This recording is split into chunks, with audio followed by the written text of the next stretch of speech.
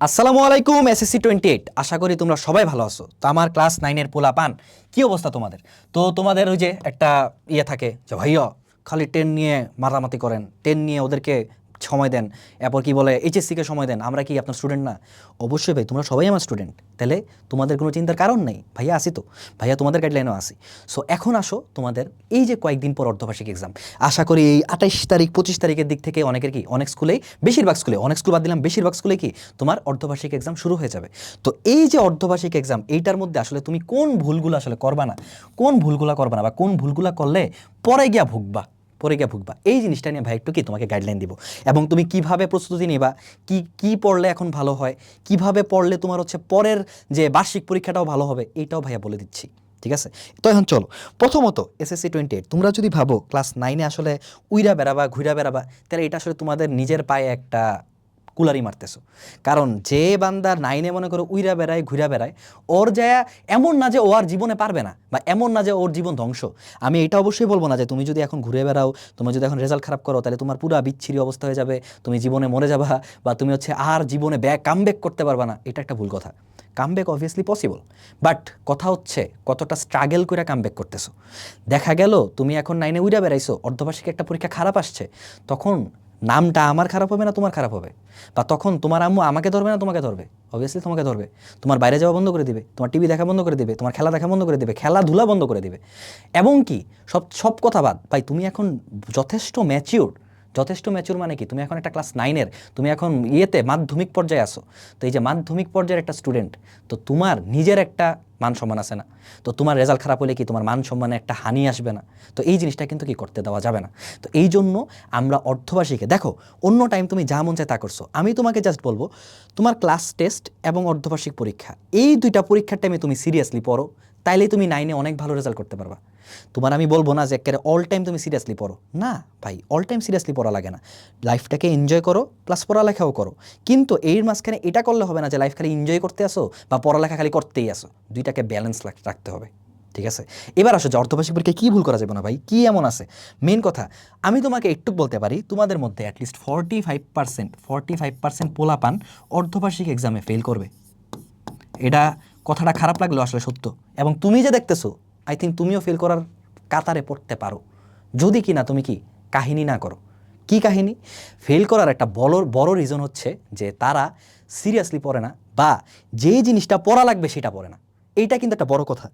তোমার ওই জিনিসটাই পড়া লাগবে যেটা তোমার আসবে। আর মনে করো তুমি একটা জিনিসটা একদম পড়ে আসো যেটা তোমার জীবনে পরীক্ষাতেই আসে না, তাহলে তোমার এটা পড়ার কোনো লাভ আছে? বা ওটা পড়া তোমার কি আউটকামটা আসবে কোনো? না। তাহলে এই জন্য কি, যেই জিনিসটা আসবে বা যেই জিনিসটা দরকার ওইটা পড়তে হবে। তো আমি তোমাকে বলবো, তোমার যেই চ্যাপ্টারটা, ধরো আইসিটি বললাম, বিজ্ঞান বললাম, মানে কি হ্যাঁ বিজ্ঞান বললাম, বা ম্যাথ বললাম, হায়ার ম্যাথ বললাম, তুমি কি করবা? তুমি পড়বা হচ্ছে টেস্ট পেপার থেকে যেই কোয়েশ্চেনগুলো আসছে, বা গাইডের মধ্যে বোর্ডে যেই কোয়েশ্চেনগুলো আছে। তো তুমি তোমার অর্ধবার্ষিক এক্সামের জন্য বোর্ড কোয়েশ্চেন যা আছে তা তুমি ভালো মতো দেখে যাও। তুমি একটা বই নিয়ে ধুমধাম করে না বসা না পড়তে থেকে তুমি একটা গাইড বই নাও, আগে নিজেকে জাজ করো, নিজেকে না আগে এটা জাজ করো কোত্থেকে কোয়েশ্চেনগুলো বেশি আসতেছে, কোন পয়েন্টগুলো বেশি ইম্পর্টেন্ট, কোন টপিকটা বেশিবার কি বোর্ডে আসছে। ওই টপিকগুলো তুমি ঘুরে ফিরা পড়ে যাও, ওইখান থেকেই তোমার দেখবা কি স্কুলের কোয়েশ্চেন আসতেছে। এবং টেস্ট পেপার যারা কিনবা, বা টেস্ট পেপার নর্মাল গাইডেও স্কুলের কোয়েশ্চেনও থাকে, তুমি স্কুলের কোয়েশ্চেনগুলোও দেখে যাও, স্কুলের কোয়েশ্চেনগুলোও দেখে যাও, তাইলেও কি হবে, স্কুলের কোয়েশ্চেনগুলোও দেখো, তাইলেও হবে। এখন ফেল কেন করে? প্রথমত হচ্ছে যে কোয়েশ্চেন কোত্থেকে আসে এটাই বুঝে না। সেকেন্ড হচ্ছে কিভাবে লিখতে হবে এটা বুঝে না, যে আমি অ্যান্সার করবো কীভাবে, ভাই অ্যান্সার করবো কীভাবে। সে একদম ফাটায় পরীক্ষা দিয়ে আসে, বাইরে হয়ে বলে আম্মু 100 অ্যান্সার করছি, রেজাল্ট দেওয়ার পর থেকে ফেল। কেন? কারণ অ্যান্সার কেমনে করতে হয় এইটাই সে জানে না। এটার জন্য আমাদের বিটুপি ব্যাচের যারা স্টুডেন্ট আছো তাদের তো কোনো প্যারাই নেই, তাদেরকে পুরো স্লাইড বাই স্লাইড পড়ানো হয়। আর মনে করো তুমি আমার বিটুপি স্টুডেন্ট না, তুমি আমার ফ্রি স্টুডেন্ট, বা তুমি হচ্ছে জাস্ট নর্মালি ভিডিওটা দেখতেছো, তুমি ওই যে বোর্ডের মানে অ্যান্সারটা কেমনে করছে এটা দেখা যাও। বা আমার অনেক ভিডিও আছে যে কীভাবে সৃজনশীল লিখবা, কীভাবে মানে কি বলে শর্ট কোয়েশ্চেন অ্যান্সার করবা, আমার এগুলো আমার চ্যানেলে আছে, তুমি এগুলোও দেখতে পারো। ইটস ইউর চয়েস, সমস্যা নেই। বাট তুমি একটা স্ট্যান্ডার্ড ফলো করবা অ্যান্সার করার জন্য, অবভিয়াসলি একটা কি স্ট্যান্ডার্ড ফলো করবা, একটা স্ট্যান্ডার্ড ফলো করে লিখবা, একটা কি স্ট্যান্ডার্ড ফলো করে লিখবা। এই স্ট্যান্ডার্ডটা মেনটেন করে যদি তুমি পুরা খাতায় লিখে আসতে পারো, তাহলে তুমি নাম্বার পাবা অবশ্যই। ঠিক আছে? এবার আসো সবচেয়ে বেশি ফেল করে কোন সাবজেক্টে? সবচেয়ে বেশি ফেল করে হচ্ছে ম্যাথ, ফিজিক্স, হায়ার ম্যাথ, মানে হচ্ছে সায়েন্সের সাবজেক্টে সায়েন্সের পোলাপান, কমার্সের সাবজেক্টে কমার্সের পোলাপান, আর্টসের সাবজেক্টে আর্টসের পোলাপান, এগুলো তো সবচেয়ে বেশি ফেল করে।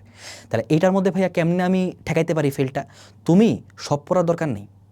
মনে করো তোমার 5টা অধ্যায়, মনে করো ধরলাম তোমার 5টা অধ্যায়, আমি বলবো এখন যদি তোমার 5টা না পড়া থাকে, তোমার 5টার পড়ার দরকার নেই।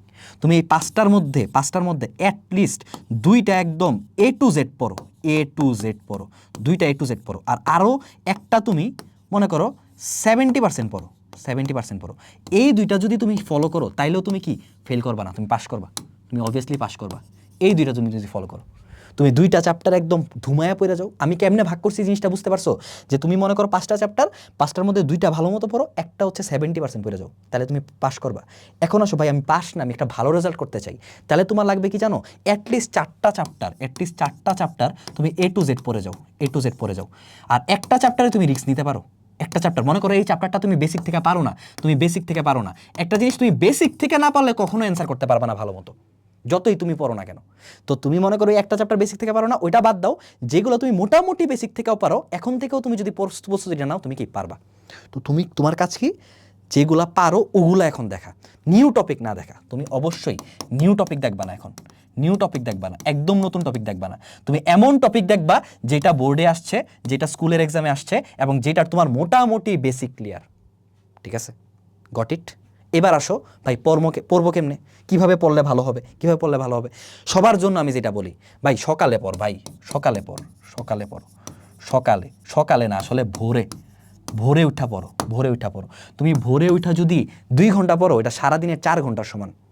সারাদিনে মনে করো রাতের বেলার 4 ঘন্টার সমান সকালবেলার 2 ঘন্টা পড়া ফজরের সময়টাতে। তো তুমি ফজরের সময় উঠে পড়ার অভ্যাসটা করো। এই অভ্যাসটা তোমার এখন না ভাই, সারা জীবন কাজে দিবে। তুমি যদি আমারে জিজ্ঞেস করো, আমিও আমার এক্সামের টাইমে, অন্য টাইমের কথা আমি বলবো না, বাট এক্সামের টাইমে আমি সবসময় ভোরে পড়ি, কারণ আমি জানি আমার সবচেয়ে বেশি এফিসিয়েন্সি কাজ করে, বা সবচেয়ে বেশি আমি এফিসিয়েন্সি আনতে পারবো কখন, ভোরবেলা। আমি ভোরবেলা ওইটা পড়ি। তো তুমি ভোরের সময়টা কাজে লাগাও, এবং কয় ঘন্টা পড়বো, কতক্ষণ পড়বো ভাই, এটা ডিপেন্ড করতেছে তোমার উপর, এটা আমি বলতে পারবো না। তোমার যদি কোনো এক বান্দা যদি 4 ঘন্টাও দিনে একদম একটা মনোযোগ দেওয়া পড়ে, সেও একটা ভালো রেজাল্ট করতে পারবে। কোনো বান্দা যদি 3 ঘন্টা পড়ে, সেও একটা ভালো রেজাল্ট করতে পারবে। তো এটা ডিপেন্ড করতেছে কার উপর? তোমার উপর। তুমি কতটুক মনোযোগ দিয়ে পড়তেছো এটার উপর। তুমি অবশ্যই, আমি বারবার বলতেছি, মজা করো ঠিক আছে, বাট পড়ার টাইমটা ফিক্স রাখো, ঠিকঠাক মতো কি পড়ার টাইমটা কাজে লাগাও, তাইলে হবে। ঠিক আছে, তো এই ছিল তোমাদের সাথে কথা এসএসসি 28 অর্ধবার্ষিকে অবশ্যই।